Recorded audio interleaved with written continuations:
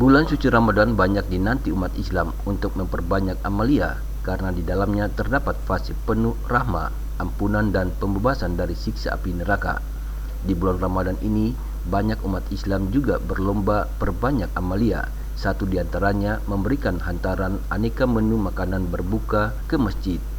Sejak pelaksanaan buka puasa bersama di hari pertama hingga kini, pengurus Masjid Jami Ambon menerima aneka menu makanan berbuka dari umat Islam dari berbagai tempat di kota ini.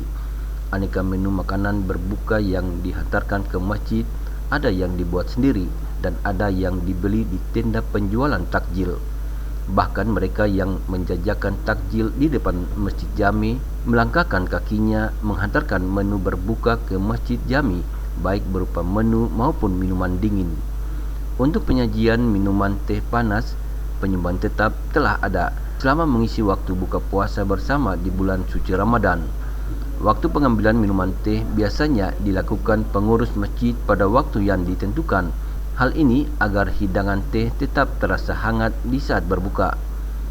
Aneka menu makanan berbuka termasuk minuman teh yang dihantarkan ke Masjid Jami Ambon kepada mereka yang berbuka datang dari berbagai kalangan sebagai bagian untuk menggapai amalia di bulan suci Ramadan.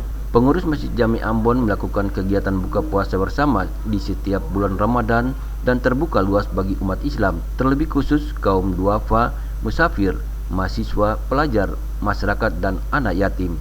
Ritun Makassar dan Pani Litahid melaporkan.